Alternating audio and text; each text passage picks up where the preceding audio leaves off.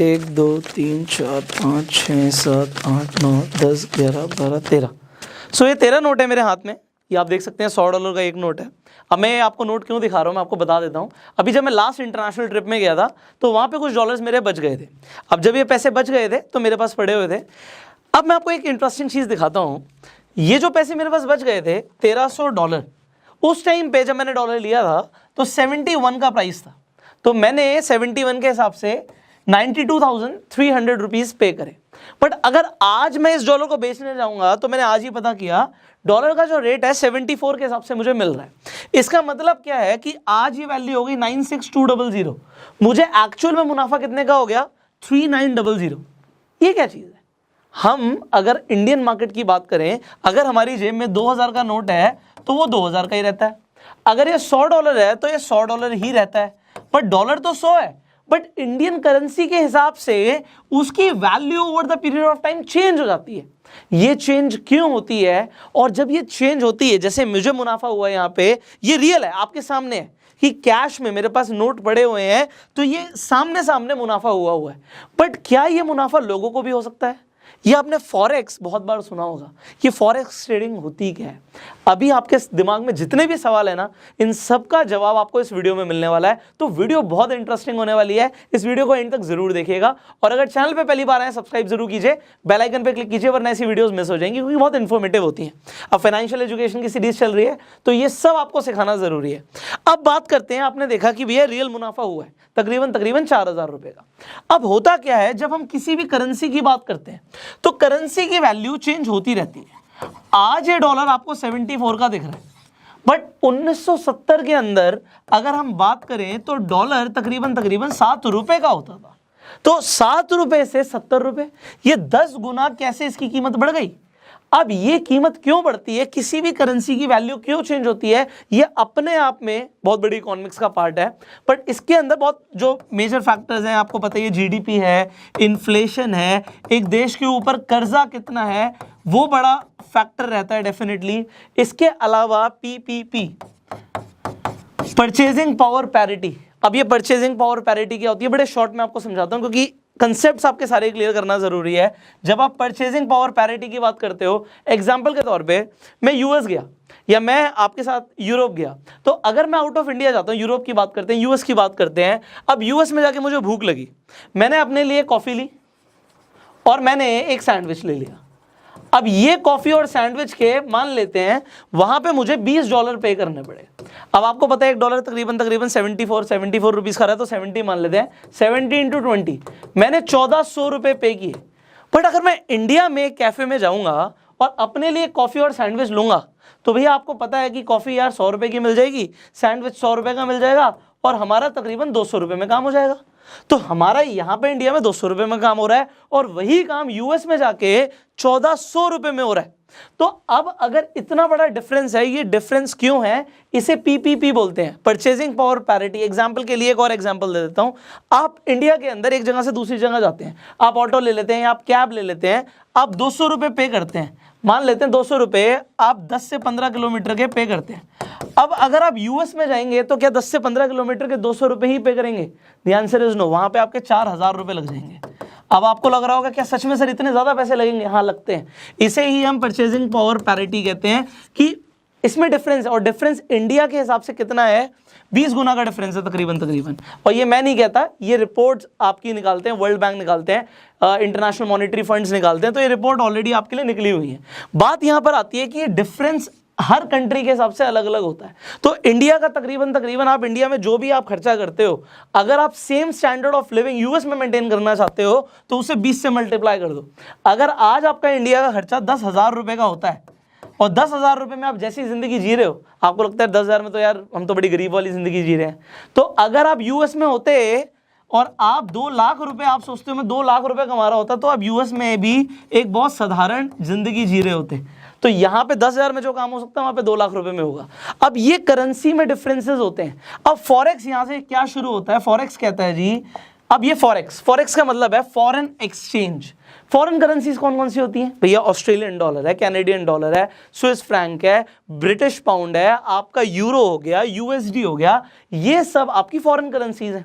अब in foreign currencies के अंदर जो डिफरेंस आता है, जैसे यहां पे डिफरेंस आया 71 का 74 हो गया, इसी तरीके से इन करेंसीज के अंदर डिफरेंस हर सेकेंड आ रहा होता है, तो लोग इसमें ट्रेड करते हैं। बट आपको एक चीज बता देता हूं, जब आप करेंसी के अंदर ट्रेड करना चाहते हो, आपको ये चीज समझनी बहुत जरूरी है कि करेंसीज के अंदर बहुत ज्यादा आपको ड्रास्टिक चेंज नहीं लगेगा।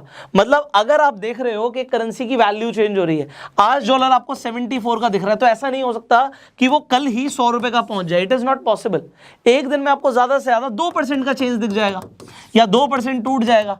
तो ये 2% की ही गेम है मैक्सिमम, और 2 तक भी नहीं पहुंचता, 1.5 के अंदर ही सिमट जाती है मार्केट, जो डेली के चेंजेस होते हैं। तो क्या हम 1.5-2% के चेंज के लिए ट्रेड करें? अब अगर लोग ट्रेड करते हैं तो ट्रेड करते क्यों है? बहुत बड़ा सवाल है। सवाल ये इसलिए बड़ा है क्योंकि अगर इतना ही है तो भैया शेयर मार्केट में ट्रेड कर लो। शेयर मार्केट में शेयर्स के प्राइस तो बहुत ज्यादा चेंज हो जाते हैं, एक एक दिन में 10% भी बढ़ जाते हैं, तो 10% टूट भी जाते हैं, और दोनों में आपको मुनाफा हो सकता है, आपको पता है। बट अब फॉरेन करेंसीज के अंदर फॉरेक्स हम क्यों करें? फॉरेक्स लोग इसलिए करते हैं क्योंकि यहां पे लेवरेज मिलता है। अब ये लेवरेज का कंसेप्ट आप जल्दी से समझिए। आपको अलग अलग ब्रोकर्स के पास अलग अलग लेवरेज के मार्जिन मिलेंगे। अब लेवरेज का मतलब क्या है कि अगर आपके पास मान लीजिए $1 है, तो आपका ब्रोकर आपको अलाउ कर देगा कि आप $100 तक की भी ट्रेड कर सकते हो। प्रॉफिट होगा $100 के ऊपर होगा, नुकसान होगा $100 के ऊपर होगा। और कुछ कुछ तो ऐसे ट्रेडर्स हैं जो आपको $1 से $500 तक का ट्रेड करने देंगे, एंड इनफैक्ट इससे ज़्यादा भी होता है। बट अगर आपके पास है ही $1 और आप ट्रेड $500 की कर रहे हो, या आप मान लो $2000 की कर रहे हो, प्रॉफिट भी उस हिसाब से होगा। बट अगर, क्योंकि यहाँ पे चेंजेस बहुत कम आते हैं, ऐसा इन्हें ब्रोकर्स को भी पता होता है कि करेंसी भैया 74 से 60 पे नहीं आएगी, तो बहुत ज़्यादा ड्रास्टिक चेंज नहीं होगा।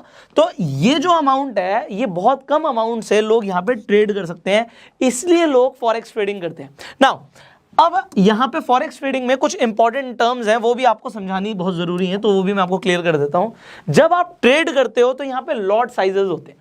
अब लॉट साइजेस के साथ साथ एक और चीज समझनी है हमने, पेयर। अभी आपने एक पेयर देखा था, जैसे मैंने USD-INR लिख दिया। अब ये पेयर है, ये USD और INR ये पेयर है। अभी पेयर को समझाऊंगा मैं आपको पेयर क्या होते हैं, बट उससे पहले एक बार लॉट भी समझ लीजिए। इन पेयर का लॉट खरीदना पड़ता है हमें, इनके लॉट्स की ट्रेडिंग होती है। तो लॉट यहाँ पे कई तरीके के होते हैं। सबसे पहला होता है आपका स्टैंडर्ड लॉट। आप स्टैंडर्ड लॉट खरीद सकते हो। स्टैंडर्ड लॉट होता है आपका $1 लाख का, मतलब 74 लाख रुपीज का एक लॉट होता है। बट क्या इस लॉट की ट्रेडिंग के लिए हमें 74 लाख रुपीस अपने अकाउंट में चाहिए? The answer is no.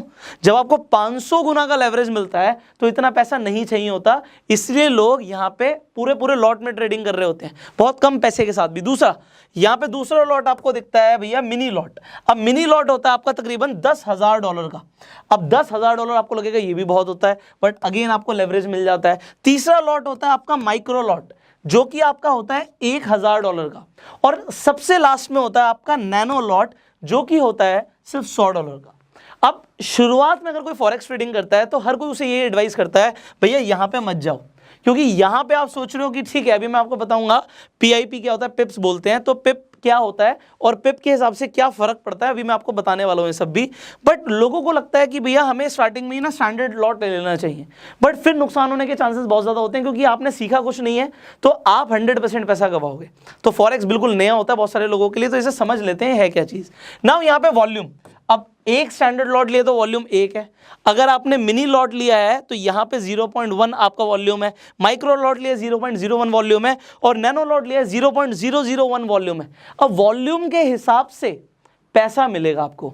आपको लगा पैसा मिलेगा, कैसे मिलेगा, अभी समझते हैं। ये स्टैंडर्ड लॉट आपने खरीदा $1 लाख का। अब यहाँ पे एक छोटा सा फ्रैक्शन ऑफ आप देखोगे, अगर प्राइस चेंज हो जाता है तो आपको एक पिप पे, ये पिप क्या होता है अभी बताने वाला हूं, आपको $10 मिलते हैं स्टैंडर्ड लॉट पे। अब पहले आपको पिप समझा देता हूं, वरना आपको कंफ्यूजन होगी समझने में, और ये सारी बड़ी टेक्निकल चीजें होती हैं, पहले दिन लोगों को नहीं समझ आती, तो कोई बात नहीं, आपको भी थोड़ा सा टाइम लग सकता है, समझ लेते हैं। अब आप जब एक बार प्राइस लिखा हुआ देखोगे किसी भी, जैसे मैंने बोला ये पेयर है USD और यहाँ पे हमने कैनेडियन डॉलर ले लिया, तो अब USD CAD आपको कुछ इस तरीके से लिखा हुआ दिखेगा 1.3450। अब अगर कुछ ऐसा लिखा हुआ है तो पिप क्या है, यहाँ पे 1 2 3 4, आप डेसिमल के बाद 4th नंबर पे आ जाओ। अब मान लेते हैं इसका प्राइस बढ़ गया, कितना बढ़ गया, 1.3452 हो गया। तो ये जो लास्ट की 4th डिजिट चेंज हुई है इसे हम क्या बोलेंगे, 2 पिप बढ़ गया, 2 पिप बढ़ गया। पॉइंट्स इन परसेंटेज होता है ये, इसकी फुल फॉर्म होती है, बट ये 2 पिप बढ़ गया। और अगर ये हो गया 1.3448 तो हम बोलेंगे 2 पिप कम हो गया। वेरी नाइस, इतना समझ आ गया, बहुत बढ़िया। ये 20 पिप भी बढ़ सकता है, 50 पिप भी बढ़ सकता है। तो ये पिप्स से प्रॉफिट और लॉस कितना होता है अब आपको समझ आ जाएगा। जल्दी से दोबारा से उसी पे आ जाते हैं आपको समझाने के लिए। सो जब पिप चेंज होता है तो आपको दिखेगा 1 पिप अगर चेंज हुआ, ओनली 1 पिप, अगर आपने स्टैंडर्ड लॉट लिया हुआ है तो 1 पिप से आपको $10 मिलेंगे। और अगर 1 पिप कम हो गया, अगर आपने खरीदा हुआ है तो आपके $10 आपके अकाउंट से चले जाएंगे। अगर वो 10 पिप बढ़ गया तो $100, तकरीबन 7,400 रुपए कमा लिया आपने। और ये सेकंड्स के अंदर होता है। तो सेकंड्स के अंदर लोग बहुत पैसे कमाते हैं और बहुत पैसे गवाते हैं। सिमिलरली अगर आपके पास मिनी लॉट है तो $1 पर पिप, अगर आपके पास माइक्रो लॉट है तो 10 सेंट्स पर पिप, और अगर आपके पास नैनो लॉट है तो 1 सेंट पर पिप। पहले दिन नहीं समझ आएगा, it will take time, but जितना समझ आ रहा है आप बहुत बढ़िया जा रहे हो, you are going very good. आगे बढ़ते हैं। तो फॉरेक्स ट्रेडिंग में ये कुछ टेक्निकल चीजें थी। अब डिपेंड करता है मार्केट में वॉल्यूम जब आता है तो पिप्स बहुत ज्यादा बढ़ने के या घटने के चांसेस ज्यादा होते हैं।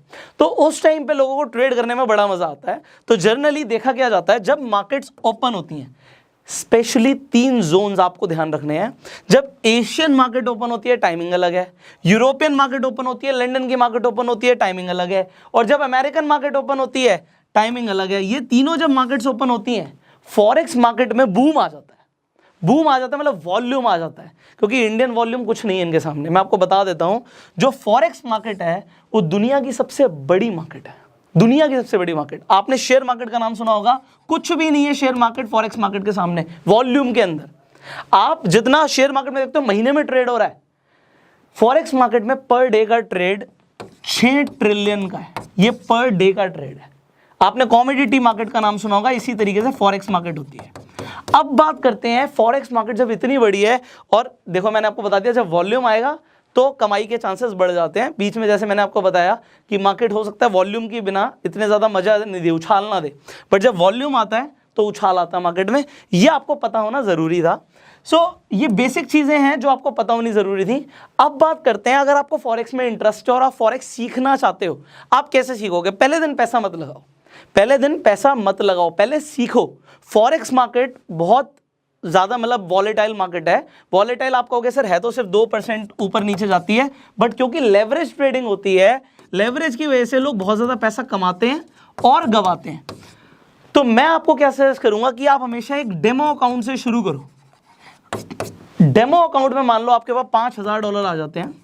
अब आप कहोगे $5,000 आ गए, बट ये तो डेमो अकाउंट में आया है। यस, इससे आप ट्रेड करके देखो, आप पैसा बढ़ा रहे हो या आपका घट रहा है। टेक्निकल एनालिसिस आप काफी सीख चुके हो। Just try with demo account only. Starting में पैसा मत लगाओ, स्टार्टिंग में सीखो, और सीखने के बाद आप बहुत छोटे अमाउंट से ही ट्रेड कीजिएगा। अगर आप करेंगे तो it is totally your choice.